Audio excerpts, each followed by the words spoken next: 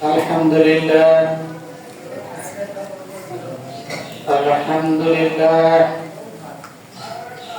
نحمده ونستعينه ونستغفره ونؤمن به ونتوكل عليه ونعوذ بالله من شرور أنفسنا ومن سيئات أعمالنا من يهده الله فلا مضل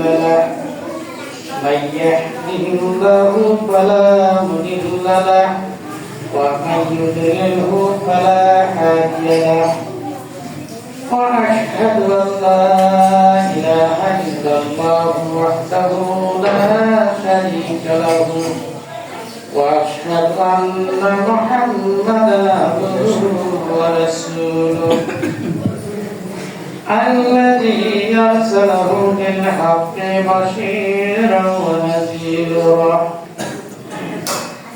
من يطيع الله ورسوله فقد رشد ومن يعصهما فإنه لا يضر إلا نفسه ولا يضر الله شيئا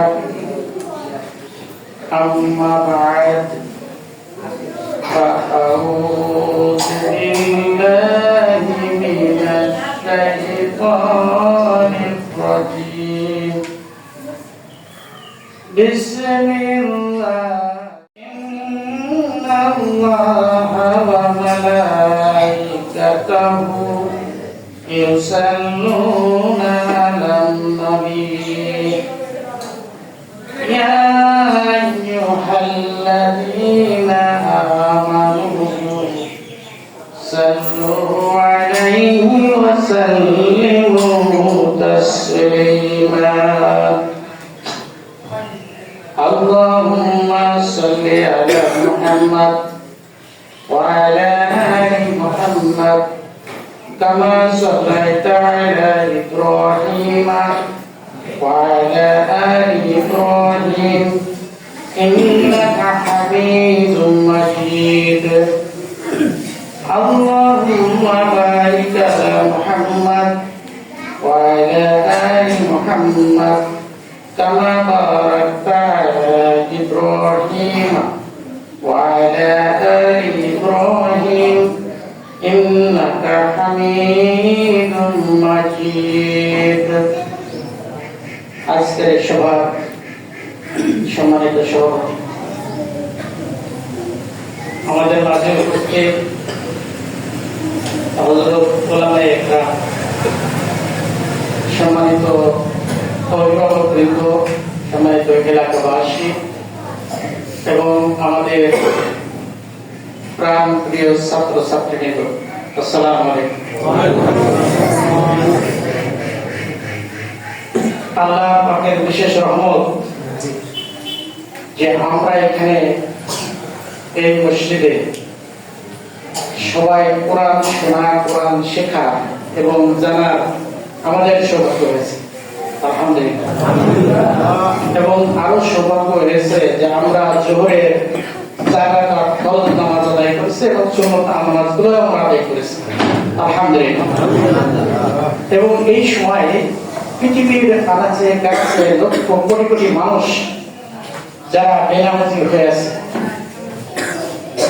যারা নামাজ নাই, কালাম নাই, ইসলাম বোঝে না, কিছু করে না, কি পরিণতি হবে তাদের? আমরা যারা মুসলমান আমাদেরই কি হবে? আমরা যদি আল্লাহর হুকুম আর নবীর তরিকা না মানি কি হবে? যে কারণে আজকে আমাদের এই প্রতিষ্ঠানের মাধ্যমে কোরআন সুন্নাহ শিক্ষা দেওয়ার মূল উদ্দেশ্য যাতে আমরা আল্লাহকে চিনতে পারি। কি করতে পারি? আল্লাহকে চিনতে পারি। আল্লাহ তাআলা ঘোষণা করেছেন এই মানব সৃষ্টির আগে আল্লাহ তাআলা কোরআনে বলেছেন, আমার পাশে আমাদের হাফেজ সাহেবরা আছে, ওলামায়ে ইকরাম আছে, তারা সব জানেন। তারপর আমি বলছি, আমি তো আলেম নই, ইন্নী জাইলুন ফিল আরদি খলিফা। আল্লাহ ঘোষণা করলেন যে আমি নিশ্চয়ই পৃথিবীতে আমি একটি আমার প্রতিনিধি দল, আমার খলিফা জাতি আমি সৃষ্টি করব, যারা আমার ইবাদতবন্দি করবে, আমার পক্ষে কাজ করবে, তারা প্রতিনিধিত্ব করবে, পৃথিবীর আমার প্রতিনিধিত্ব করবে। তাহলে মানুষ কি খলিফা না? খলিফা সব তো নেতা, তাই তো নাকি? প্রতিনিধিত্ব করে, আল্লাহ প্রতিনিধিত্ব করে। যে কারণে আল্লাহ যেটা নাজিল করেছেন, যুগে যুগে লক্ষ লক্ষ নবী, মোর দেন 1 লাখ, 1 লাখের বেশি বা মতান্তরে 2 লাখ বলা হচ্ছে বা তারও বেশি নবী এবং রাসূল আমাদের মাঝে আমাদের মাঝে নাজিল করেছে। এই মানুষের মাঝে নাজিল করেছে যাতে মানুষকে হেদায়েত প্রাপ্ত হয়। প্রত্যেক নবীর একই কথা ছিল, লা ইলাহা ইল্লাল্লাহ, এক আল্লাহ ছাড়া কোনো মাবুদ নেই। মক্কার যারা মুশরিক ছিল তারাও কিন্তু আল্লাহর ইবাদত করত, তারা নামাজ পড়ত, তারা হজ করত, তারা তাওয়াফ করত, তারা হাজীদের খাতে আবু জেহেলরা, আবু লাহাবরা কি খাতে না, তারা বড় মেহমানদারিত্ব করত, কিন্তু তারা মুশরিক। কি তারা মুশরিক না? আমাদের এই সমাজে তো অনেক আমরা মুসলমান নাম হয়, কিন্তু কবরে চিন্তা করি আছে না? আছে আছে। এগুলো আছে এগুলো আছে। হ্যাঁ, বাপের নিচে অন্ধকার, এই জন্যই এই প্রতিষ্ঠান তৈরি করা, কবরের শিক্ষা করছে। আমি আজ থেকে 40-42 বছর আগে আমি আকর্ষণে গেছিলাম, যাই দেখলে হুড়মুড় করছে কিছু লোক, মহিলা কবরকে সিজদা দিয়ে দিচ্ছে। কবরে কোনো ক্ষমতা আছে? কবরে কোনো ক্ষমতা আছে না। বলা হচ্ছে যে ডুবন্ত নুড়ি যেমন আছে সমুদ্রের ভিতর, তার কোনো ক্ষমতা নেই, তেমনি একটি ডুবন্ত মানুষ, ওই মৃত মানুষের কোনো ক্ষমতা নেই। যেমন সাধারণ রহমতুল্লাহ আলাইহি, পীর আব্দুল কাদের জিলানী রহমতুল্লাহ, ওনারা মৃত, ওনাদেরকে আমরা সম্মান করব, কিন্তু কবরে সিদ্ধ দেওয়া শিরক করা যাবে, তাই তো? আর এই থেকে বাঁচার জন্যই আজকে আমরা কোরআন শোনার চেষ্টা করছি। আপনারা যারা এখানে গার্জিয়ান আছেন, আমার উদাত্ত আহ্বান থাকবে, আমার অনুরোধ থাকবে যে আপনারা খুব ভালো কাজে নিয়োজিত আছেন, আপনাদের সন্তানদেরকে আপনারা কোরআন সুন্নাহ শিক্ষা দিচ্ছেন, এবং এই কোরআন সুন্নাহ শিক্ষার মাধ্যমে তারা নিজের জীবনকে আলোকিত করবে আর আপনাদের জীবন আলোকিত হবে। কি বলেন? কিয়ামতের মাঠে এক শ্রেণীর মানুষ, যাদের কোনো চিন্তা থাকবে না, কোনো কিছু থাকবে না, কিন্তু তাদের মাথায় তাজ পরানো থাকবে। তারা কারা? হাফেজদের বাবা। তাদের বাবা হাফেজদের বাবা। দেখেন, আমরা যারা ইংরেজি লেখাপড়ায় শিক্ষিত হয়েছি, অনেক বড় বড় ডিগ্রি নিয়েছি, আমাদের অনেক সন্তানরা কিন্তু নামাজও পড়ে, এই ব্যবস্থাই নাই। আমি একজন প্রিন্সিপালকে যে বললাম, প্রিন্সিপালকে বললাম যে আপনি তো একটা পর্দা এগুলো কম্পালসারি করতে পারেন। তা আমাকে বলছে যে ভাই, কর্নেল ব্রিগেডিয়ারের নির্দেশন বলছে, ভাই এ তো কেউ সেখানে পড়তে না পড়ে পড়বে না, কিন্তু আজকে যদি পর্দা বাধ্যতামূলক হতো তাহলে আমাদের ছেলেমেয়েরা পর্দা করতো। যদি আজকে নামাজ বাধ্যতামূলক হতো তাহলে আমাদের ছেলেমেয়েরা নামাজ পড়তো, তাই না? তো এই যে মাদ্রাসায় যে মেয়েটি পড়ে, যে ছেলেটি পড়ে, সে অন্তত পথভ্রষ্ট হয় না। আমি আমার জীবনে দেখছি পথভ্রষ্ট হয় না। হয়তো অনেক সময় দাড়ি থাকে না, দাড়ি কামিয়ে দেয়, বাচ্চাটি অনেকে দেখছে দাড়ি কামিয়ে বা ছোট ছোট রাখে, কিন্তু নামাজ পড়তে পারে। আরবের লোকেরা, আমি তো আলহামদুলিল্লাহ, আমি তো অনেকবার গেছি সৌদি আরব, আলহামদুলিল্লাহ, আমি অনেকে দেখছি নামাজ তারা ছাড়ে না, তারা নামাজ ছাড়ে, তারা শিরক করে না, তারা শিরক করে, তারা শিরক তাওহীদ এবং শিরক খুব ভালো বোঝে। আল্লাহর একত্ববাদ তারা খুব ভালো বোঝে। সুতরাং আপনারা যারা এখানে গার্জিয়ান আছেন, ছেলে মেয়েকে খুব ভালো করে গাইড করবেন, তারা যেন কোরআন সুন্নাহ ভালো করে শিখতে পারে।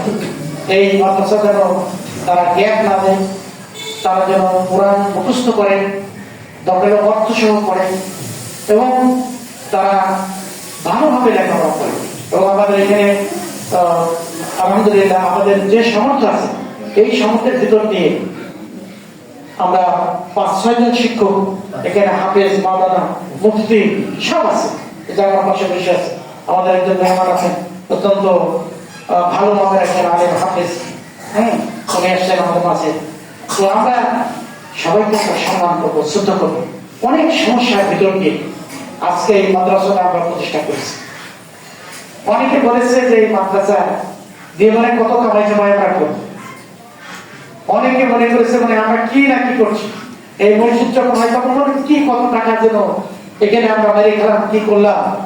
এই মসজিদে কত টাকা বাজেট হয়েছে এসব কিন্তু আমি তদবির করে আলহামদুলিল্লাহ ধারণা আমাকে করেছে, আমি নিয়ে আসছি। কিন্তু কেউ জানে না, আমি নিজে জানি না বাজেট কত ছিল। আমি নিজে জানকারি না যে বাজেট কত, টাকা দেখা তো দূরের কথা, এর বাজেট কত ছিল এটা আমি জানি। অথচ মসজিদ করে দিয়ে গেছে, তারা করে দিয়ে গেছে, করে দিয়ে তারা বলেছে স্যার আমরা মসজিদ করে দিলাম। যে ইঞ্জিনিয়ার ডিজাইন করলো, সেই ইঞ্জিনিয়ার বললো যে আমি আপনার মসজিদের ডিজাইন করছি, আমার ভালো করে ডিজাইন করেন। এগুলো সব হয়েছে। করাইলো কে? কে করাইলো? কাউকে যদি ঠেকাতে চায় ঠেকাতে পারবে? যারা ভালো কাজকে ঠেকায় তারা কে? যারা ভালো কাজকে বাধা দেয় তারা কারা? আবুল আহাব। আবুল আহাবের দল, মুশরিকের দল, কাফেরের দল। আর মুসলমান হয়ে যারা বাধা দেয় তারা কি? মুনাফিক। মুনাফিক সম্পর্কে তো বলা হয়েছে ওয়া মিনান নাসি মাইয়াকুনু আমান্না বিল্লাহি ওয়া বিল ইয়াউমিল আখির ওয়া মা হুম বিমুমিনিন। বলছে আমাদের সমাজের ভিতর কিছু মুসলমান আছে, মুমিন দাবি করে, তারা বলছে আমরা আখিরাতকে বিশ্বাস করি, আমরা সব বিশ্বাস করি, তোমাদের মধ্যে তো মুসলমান, কিন্তু প্রকৃতপক্ষে তারা মুসলমান নয়। কারণ এখানে কথা বলে ওখানে কথা বলে, তারা এই পার্টি করে ওই পার্টি করে, বিভেদ সৃষ্টি করে, সমাজে বিভেদ সৃষ্টি করে, গোলমাল সৃষ্টি করে, ফাসাদ সৃষ্টি করে। আল ফাসাদু আরেকটা আয়াত আছে না, ফাসাদ হচ্ছে খুনের চেয়ে, আল ফিতনাতু আশাদ্দু মিনাল কাতল, এরকম সূরা বাকারার ভিতরে আসে। তো কথা হচ্ছে তো তারা সমাজে ফিতনা সৃষ্টি করে, ফাসাদ সৃষ্টি করে। আমাদের গ্রামে মনে হয় ফাসাদ করে নাকি? হ্যাঁ বাবা, আমাদের গ্রামে বেশি নাকি? এটা কি তোমরা করো নাকি তোমাদের? হ্যাঁ, আচ্ছা, আমরা ফাসাদ থেকে ইনশাআল্লাহ দূরে থাকবো। আর এই ফাসাদের বিরুদ্ধে যদি কেউ ফাসাদ করতে চায়, আমরা এই ফাসাদের বিরুদ্ধে আমরা ঐক্যবদ্ধ থাকবো। কি বলেন? যে কোনো ভাবে ফাসাদ প্রতিহত করতে হবে নাকি? সমাজের অন্যায় প্রতিহত করতে হবে। শোনেন, আপনারা অনেকে আমাকে খুব ভালো করে চেনেন না, জানেন। আমার জীবনে, ছাত্র জীবন থেকে আমার প্রতিবাদ করাই হচ্ছে না অন্যায়ের বিরুদ্ধে। অন্যায়ের বিরুদ্ধে প্রতিবাদ করাই হচ্ছে আমার কাজ। এই জন্য আমার জীবনে অনেক সাফার করতে হয়েছে। আমি আমার চাকরি জীবনেও অনেক অন্যায়ের বিরুদ্ধে প্রতিবাদ করেছি। যারা বেহক তাদের বিরুদ্ধে সংগ্রাম করেছে, লড়াই করেছে। যারা জুলুম করেছে, জুলুমের বিরুদ্ধে আমরা লড়াই করেছি। মনস্তাত্ত্বিক লড়াই, এই মুখের লড়াই, মনস্তাত্ত্বিক লড়াই, এগুলা করেই আমরা এই পর্যায়ে এসেছি। সুতরাং এই প্রতিষ্ঠান যে হয়েছে, এই প্রতিষ্ঠান যাতে খুব চমৎকার ভাবে আরো বাড়াতে পারে, আমাদের অনেক স্বাদ আছে। আমাদের ইচ্ছাতে প্রতিষ্ঠান অনেক বড় করার। আমরা আস্তে আস্তে ফান্ড ব্যবস্থা করছি। যদি ইনশাআল্লাহ তারা আমরা সবকিছু পাই, আমার পক্ষ থেকে এবং এর পক্ষ থেকে আমরা মাঠ বাড়াবো। তো এই মধ্যে আমি দেখছি আমাদের এখানে অনেক গার্জিয়ান এসেছেন, অনেক মামুনেরা এসেছেন, আমাদের ছাত্রছাত্রীরা এসেছেন। আমার খুবই ভালো লাগছে। আমি খুবই ভালো লাগছে যে এমন একটি প্রতিষ্ঠান তৈরি হয়েছে এবং সেখানে আমাদের শিক্ষকদের আমাদের অনেক অবদান রয়েছে। আমি আমার বক্তব্য বেশি দেব না। আমি শুধু ঢাকা থেকে আসছি, গতকাল আমাকে আবার ফিরে যেতে হবে। আমাকে ফিরে যেতে হবে আজকে ইনশাআল্লাহ। আপনারা দোয়া করবেন আমার জন্য। আর এই প্রতিষ্ঠান উত্তর আরো যাতে সমৃদ্ধি লাভ করে, এই জন্য আপনারা দোয়া করবেন। আর যারা এই প্রতিষ্ঠানে অবদান রাখছেন, টাকা দিয়ে, অর্থ দিয়ে, পরামর্শ দিয়ে সহযোগিতা করছেন, তাদেরকে আমার পক্ষ থেকে ধন্যবাদ এবং কৃতজ্ঞতা জ্ঞাপন করছি। আর যারা খেয়ে পর্যন্ত আপনার আল্লাহর পক্ষ থেকে তো থাকবেই, এরা তো বলার অপেক্ষা রাখেন। তাহলে আপনারা যারা গার্জিয়ান আছেন, সবাই আপনারা ভালো করে লেখাপড়া করাবেন তো আপনাদের ছেলেদের? আপনারা কোরআন পড়াবেন তো? আমি সারা বাংলাদেশে কথা বলতে বলতে বেশি হয়ে যায়, সারা বাংলাদেশে লক্ষ্য করছি এই মাদ্রাসার যে সেক্রেটারি যারা কবির হোসেন, ডক্টর কবির হোসেন সচিব, ডক্টর কবির আমার সিনিয়র একটু উনি এক বক্তব্যে বলছিলেন যে মাদ্রাসাতে সকালে আলোচনা হচ্ছিল যে স্কুল থেকে কেন মাদ্রাসাতে চলে যায় ছাত্ররা, এর ব্যাখ্যা দেন। তো উনি বলছেন নিশ্চয়ই মাদ্রাসাতে ভালো লেখাপড়া হয়। উনি খুব সুফি মানুষ, ভালো মানুষ, খুব ভালো মানুষ, সমাজী মানুষ। তো উনি বলছেন নিশ্চয়ই মাদ্রাসাতে লেখাপড়া ভালো হয়, এখানে ছাত্র ছাত্রীদের চরিত্র গঠন হয় এবং এখানে আমাদের সন্তানরা ভালো থাকে, এই জন্যই তো মাদ্রাসায় আসে। এটা কত টাকা? বাংলাদেশ সরকারের অত্যন্ত উচ্চ পর্যায়ে একজন অফিসার, টপ পর্যায়ে, টপ অফিসার, সচিব, তিনি এই কথা বলছেন যে আপনাদের খতিয়ে দেখতে হবে মাদ্রাসাতে কেন আসে। মাদ্রাসাতে নিশ্চয়ই পড়ালেখা ভালো হয় বলেই তো আসে, তাই তো আসতো না। তো সুতরাং আপনারা আপনাদের সন্তানদের এই মাদ্রাসায় নিয়ে খুব ভালো কাজ করেছেন।